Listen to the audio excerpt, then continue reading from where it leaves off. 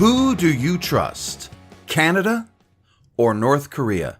Justin Trudeau or Kim Jong-un? Hi, it's the Monday Morning Show. Today is June 12th, 2018. I'm Ken LaSalle from kenlasalle.com.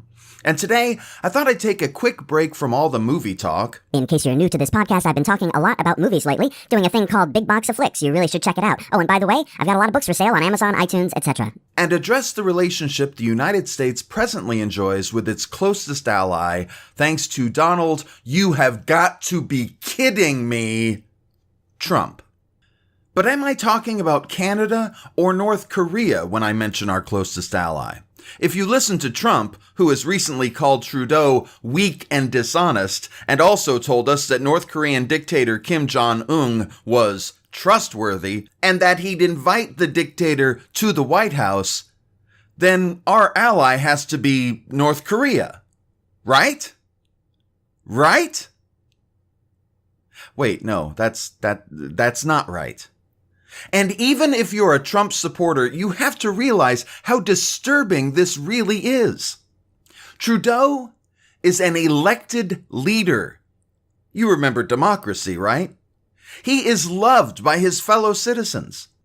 Canada has been America's ally in every sense for, over a century. They don't start wars. They don't threaten wars. Hell, they don't even threaten bad Yelp reviews. That's who the Canadians are. That's who Trump doesn't like.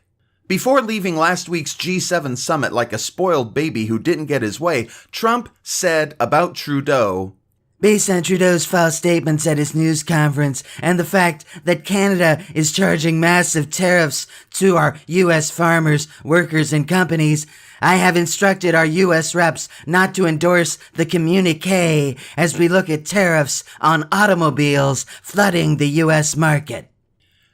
Because that's what we have to worry about. Canadian cars flooding the market. By the way, Trump only said those things after Trudeau stood up to Trump's bizarre obsession with tariffs. Saying that Canada would respond in kind, Trudeau stated, I have made it very clear to the president that it is not something we relish doing, but it is something that we absolutely will do because Canadians, we're polite, we're reasonable, but we also will not be pushed around. Meanwhile, Trump has also been out to visit Kim Jong-un. The dictator about whom Trump has called a great talent, who Trump sees as trustworthy. And this is a dictator, unelected, the opposite of democracy.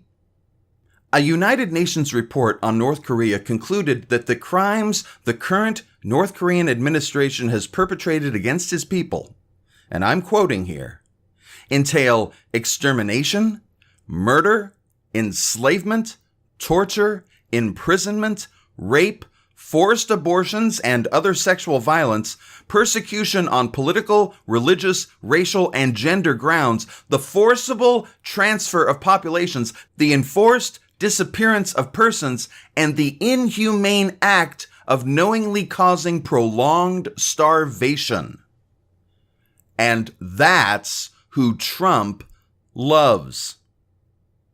So, there you go. Canada is now the bad guy, and North Korea, the country that murders, enslaves, tortures, and rapes its own people, is fucking Disneyland. You really should ask yourself, who do you trust? The guy who loves the dictator who kills and rapes his own people, along with so much other fun? Or every other U.S. president who has sided with Canada? Because if you love the guy who loves the dictator, you're going to be really pleased when you end up with the dictator.